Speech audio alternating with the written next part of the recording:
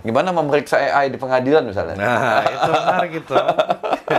Hukum acaranya seperti apa kalau AI? Apakah mobil dibawa, ya? Atau programnya? Atau programnya dibawa. Nah, ini apa namanya, Undang-Undang ITE juga belum bisa menjawab itu ya, Pak Bambang? Belum bisa 100%. Ya, untuk mengadilin ketika ada perbuatan yang dilakukan oleh AI. Ya.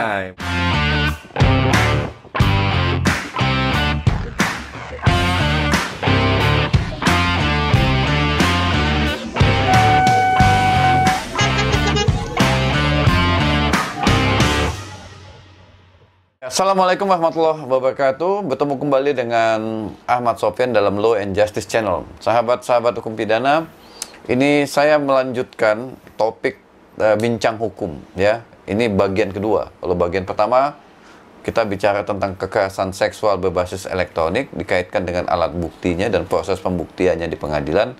Nah, kali ini saya akan membahas bersama tentunya dengan Pak Bambang, Dr. Bambang Pratama.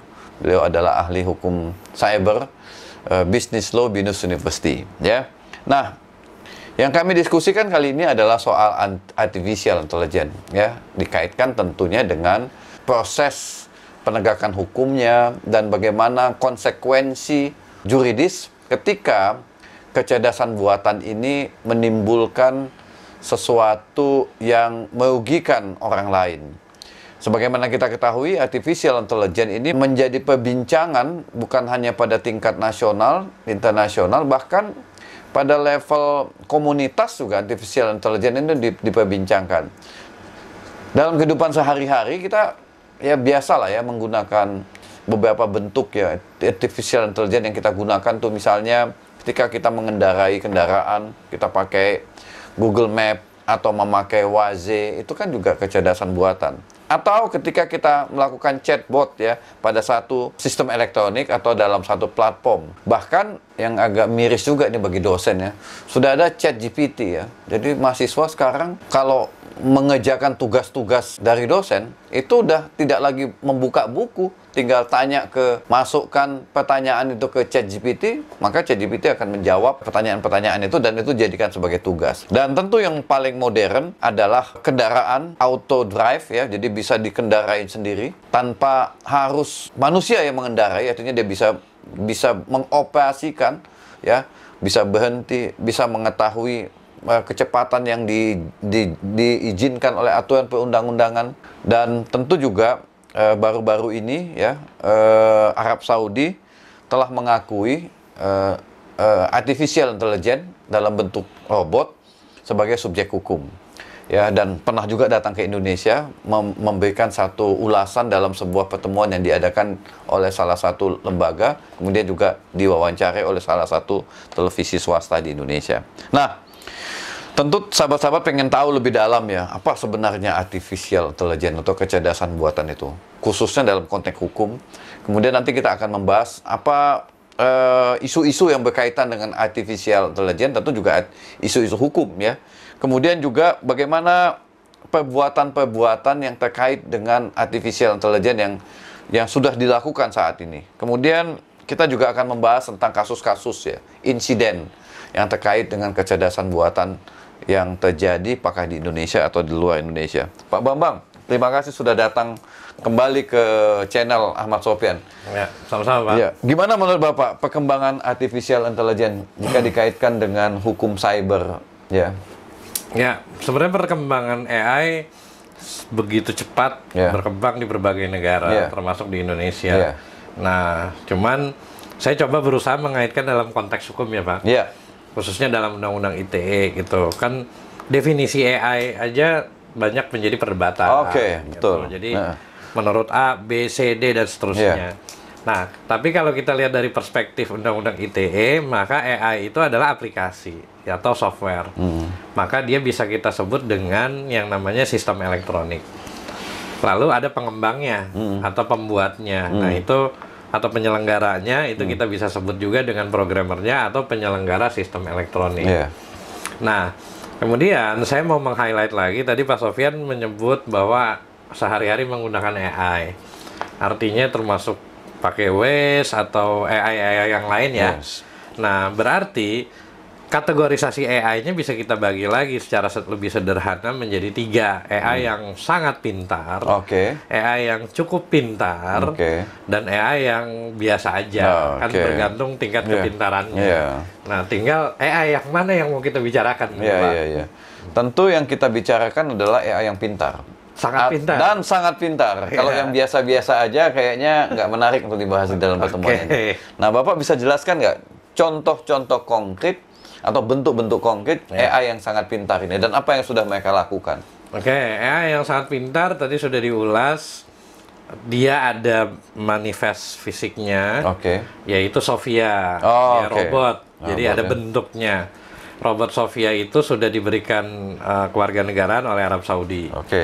Itu yang berbentuk fisik. Ada juga AI yang berbentuknya bukan robot, tapi bentuknya mobil, yaitu mobil pintar Tesla. Ada juga AI yang memang berbentuknya seperti sistem virtual. Itu yang ada mungkin bisa menjadi asisten kita kalau di Amazon ada Alexa dan sebagainya, gitu. Dia atau ChatGPT. Nah, tinggal pertanyaannya adalah dari AI itu mana yang kira-kira melibatkan perbuatan sehingga melanggar aturan hukum, gitu. Kalau dalam konteks hukum Indonesia, Pak, apakah ada definisi juridis tentang AI itu? Definisi yuridis kalau kita lihat di hukum positif ya di dalam Undang-Undang ITE ada, yaitu sistem elektronik. Itu bisa kita kaitkan dengan AI tadi dan mencakup AI yang sangat pintar, sedang, dan AI cukup pintar, kan gitu. Dari 3 bentuk AI yang Bapak sebutkan tadi, AI yang sangat pintar ada dalam bentuk perwujudan seperti robot, ada ditanamkan dalam sistem di mobil, ada juga dalam bentuk aplikasi atau chat, atau chatbot, atau chat yang bisa menjawab semua persoalan-persoalan dihadapin oleh manusia. Nah, di Indonesia, Pak Bambang, ada nggak definisi juridis tentang AI itu sendiri? Definisi yuridis menurut saya bisa kita acu adalah Undang-Undang ITE, yaitu sistem elektronik, penyelenggara sistem elektronik. Itu yang bisa kita rujuk, Pak. Nah, dan itu sudah ditetapkan dalam undang-undang kan, jadi harusnya bagi orang hukum melihat AI tidak problem. Dan kalau kita coba melihat dari serangkaian peraturan yang ada, maka AI bisa kita cascade lagi. Yang pertama tentang bagaimana membuatnya. Yang kedua, bagaimana tentang tata kelola AI.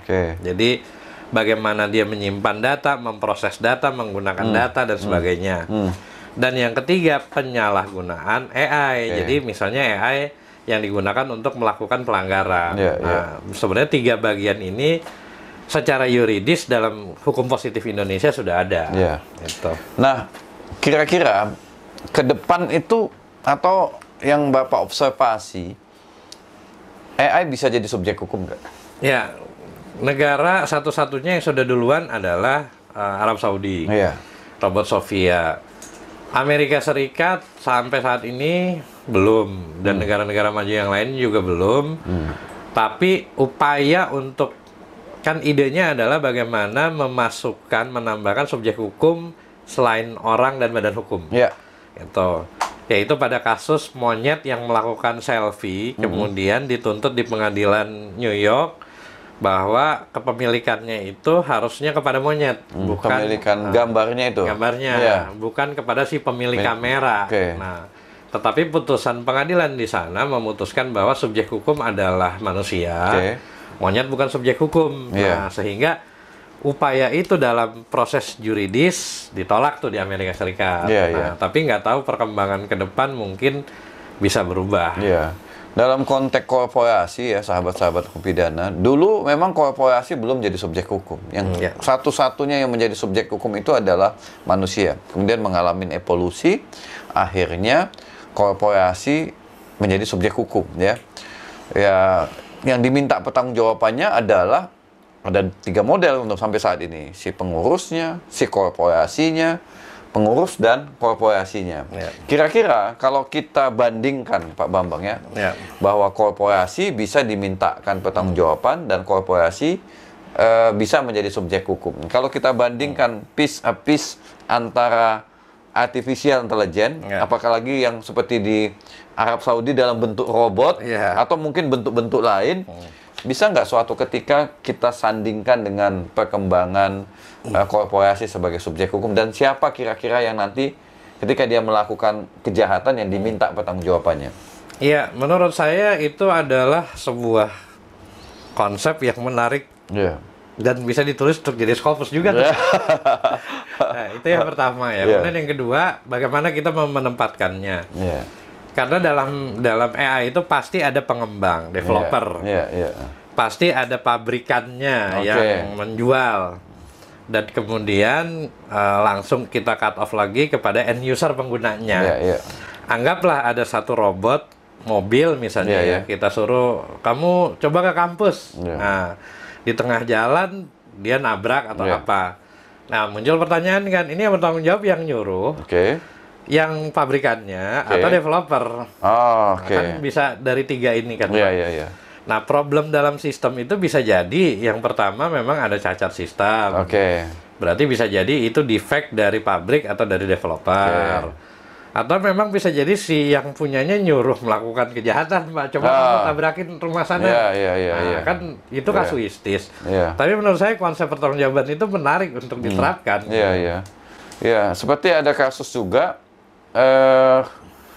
disuruhlah si AI ini untuk mencari data dengan memasukkan kata-kata kunci oleh seorang anak. Tapi ternyata yang keluar adalah video dan gambar porno. Itu kira-kira siapa yang bisa kita, padahal dia menyuruh untuk mencari sesuatu yang positif, tetapi yang muncul malah gambar-gambar porno.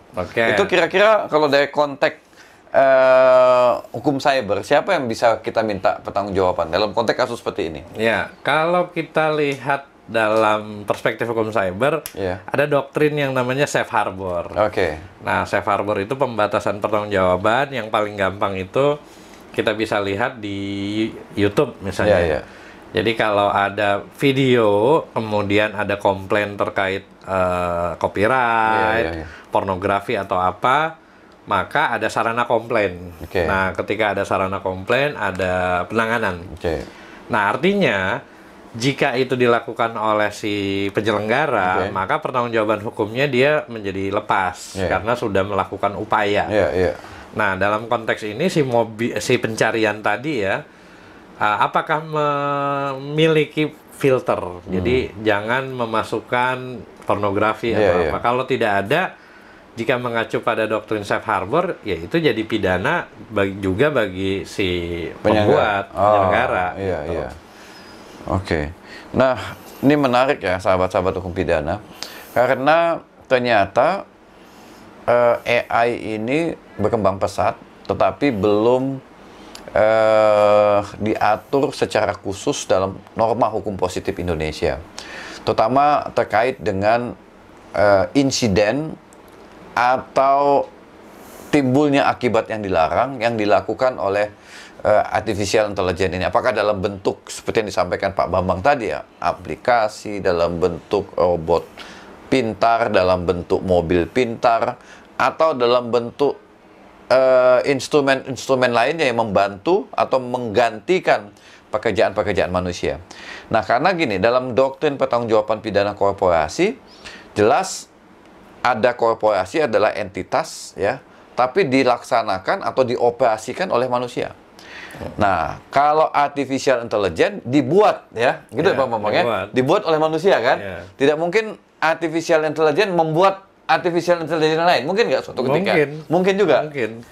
Oke, jadi jika ini yang terjadi, kalau misalnya ada perbuatan-perbuatan yang dilarang yang dilakukan oleh artificial intelligence, ada kekosongan hukum. Kira-kira menurut Pak Bambang, bagaimana mengisi kekosongan hukum ini ketika ada artificial intelligence melakukan perbuatan-perbuatan meskipun itu bukan sikap batin jahat dia, tetapi ada perbuatan yang menimbulkan kerugian pada orang lain. Bagaimana mengisi kekosongan hukum sehingga bisa ditariklah pertanggungjawabannya?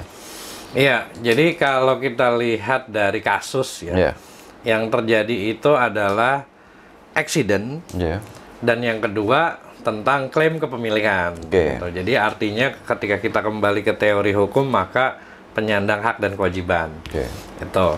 Nah, kemudian yang kedua, ketika kita ingin memasukkan kondisi bagaimana legal instrumennya mengatur AI. Oke. Nah, beberapa negara dia menggunakan pendekatan tentang kode etik. Oke. Jadi si pembuat AI berarti Anda membuat AI, jangan AI yang beginilah, ada parameternya. Contoh misalnya kalau di dalam ilmu pengetahuan kan tidak boleh mengkloning manusia. Nah, Oke. itu kan ada batasannya. Nah, AI juga harus bermanfaat, harus tidak boleh menyakiti manusia dan sebagainya. Nah, tetapi juga muncul masalah. Contoh ada beberapa AI yang dibuat diajarin rasis, AI-nya jadi rasis. Oke. Nah, karena kan AI kan prinsipnya sistem garbage in, garbage out. Jadi kalau dia diajarin positif ya jadi positif, diajarin negatif ya jadi negatif, kan gitu. Nah, jadi pendekatannya terutama kan melalui si pembuat, Pak. Nah, artinya si pembuat tentunya dia bertanggung jawab secara moral, gitu. Nah, kemudian yang kedua, penggunanya. Nah, penggunanya kan kita tidak tahu sikap batinnya akan kemana. Doktrinnya sudah ada tadi safe harbor, jadi si pembuat harus punya koridor-koridor, harus membuat mekanisme. Nah, yang jadi masalah adalah ketika AI beroperasi, siapa pengawas yang beroperasinya? Nah, ini kan sulit. Itu siapa itu? Developer? Nah, apakah developer, apakah regulator, pemerintah? Jadi di sanalah yang untuk mencegah. Karena ketika kita bicara norma saat ini, tentunya kita akan kembali siapa yang melakukan, siapa yang menyuruh, kan gitu, Pak. Jadi siapa yang bertanggung jawab dari sana? Iya, walaupun AI itu sudah ditanamkan pada sebuah perangkat, Pak. Apakah itu komputer, apakah itu robot, apakah itu mobil, kan tetap ada manusia yang mengupdate, memerintahkan AI tersebut. Betul. Nah, apakah orang dan yang mengupdate itu belum tentu yang membuat ya? Belum tentu ya? Belum tentu yang membuat. Nah, kira-kira orang yang mengupdate itu bisa juga nggak kita tarik pertanggungjawaban pidananya? Di samping orang yang memiliki memiliki AI itu atau yang mengoperasikan AI itu. Jadi kalau dari kasus yang terjadi ya Pak di Jepang misalnya, mereka punya regulasi jika terjadi untuk kasus accident gitu ya, dia bisa mengklasifikasikan dikategorisasi apa ini accident. Jadi ini accident murni dan ini adalah pertanggungjawaban manusia. Jadi ada kategorisasi itu. Nah, menurut saya itu bisa kita adopsi sebenarnya. Jadi misalnya apa bentuk-bentuk perbuatan tapi ini untuk konteksnya kendaraan. Jadi di bawah 30 km atau 40 itu accident. Di bawah 30. Di bawah 30 atau 40 lah. Tapi di atas itu maka itu masuk pertanggungjawaban manusianya. Yang memerintahkan gitu. Tapi kan bisa jadi satu kondisi perintahnya benar tetapi si sistemnya error. Itu kondisi pertama. Kondisi kedua, ketika kita bicara misalnya mobil lagi. Misalnya mobil pintar berjalan mengikuti rambu jalan. Tapi jalanan di Indonesia tidak semuanya ada garis-garisnya. Atau lampu merahnya tiba-tiba mati, atau traffic light mati itu. Jadi polisi cepet. Akhirnya pusing. Nah, itu siapa? Nah, isu-isu itu anomalinya kan harus dijawab, Pak. Sulit. Jadi banyak faktor juga ya, karena dia memang hanya bisa membaca atas input yang diberikan oleh si pembuat dan si pengembang ya. Betul, dan kondisi yang repetisi, yang statis. Tidak bisa yang anomali tiba-tiba ayam nyebrang, kucing nyebrang. Itu tidak bisa dibaca oleh... bisa error dia kan gitu. Dan itu yang harus bisa diprediksi oleh si orang yang memerintahkan. Betul. Harusnya ada kondisi-kondisi itu. Jadi menarik ini sahabat-sahabat hukum pidana. Jadi pembahasan norma AI ini sendiri di beberapa negara sudah ada Pak Bambang ya. Jadi ada orang yang yang memanfaatkan mobil pintar tadi itu yang bisa mengendarai sendiri dan bisa diperintahkan sendiri, tetapi ternyata di tengah jalan melakukan perbuatan yang menimbulkan akibat pada orang, hewan segala macam atau pada barang ya karena dia nabrak tembok rumah orang. Jadi bagaimanakah bentuk pertanggungjawaban pidananya? Nah, ini hal-hal yang memang menarik untuk dibahas di dalam paper Scopus ya. Ya, betul. Jadi dalam paper Scopus ini menarik untuk dibahas. Terutama kaitannya dengan perbandingan hukum, Pak ya. Betul. Sehingga bisa norma hukum di Indonesia sudah siap ketika AI ini makin banyak yang menggunakannya, mengoperasikannya, dan ketika terjadi perbuatan-perbuatan yang menimbulkan akibat yang dilarang, norma hukum kita udah siap ya. Betul. Dengan apa namanya? Dengan baik norma hukum yang material maupun yang formil ya. Betul. Gimana memeriksa AI di pengadilan misalnya? Nah, itu menarik itu. Hukum acaranya seperti apa kalau AI? Apakah mobil dibawa?